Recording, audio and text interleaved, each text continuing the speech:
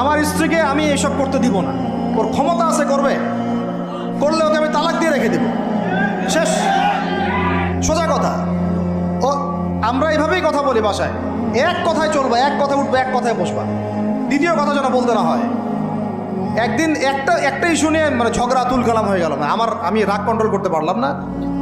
বলছিলাম যে হাত মোজা ভালো করে পড়তে, হাত মোজা, হাত কথা বলার সময় দেখেন যদি আমি হাতে ভাবে উঁচু করি দেখা যায় এতটুকু। আমি বাসায় গিয়ে বলছিলাম যে হাত মোজা খুব ভালো করে এই পর্যন্ত পড়তে, এইটুক নিয়ে মনে হয় আমি 10 মিনিট ছাড়িয়ে দিয়েছি, মানে বকা দিয়েছি আর কি। একদম মাথা নিচু করে শুনছে, একটা কথা বলে নাই। আমি আমার পরিবারকে ঠিক করলে কেন আমার মানে স্ত্রী বাইরে যাবে, কিভাবে যাবে? আমি বলতেছি না যে সে বাইরে যাইতে পারবে না, প্রয়োজনে তার প্রয়োজন পূরণ করতে পারবে না, এমন তো না বিষয়টা। বেপরদায় এভাবে যাবে কেন? বেপরদায় ফিতনার মধ্যে কেন যাবে?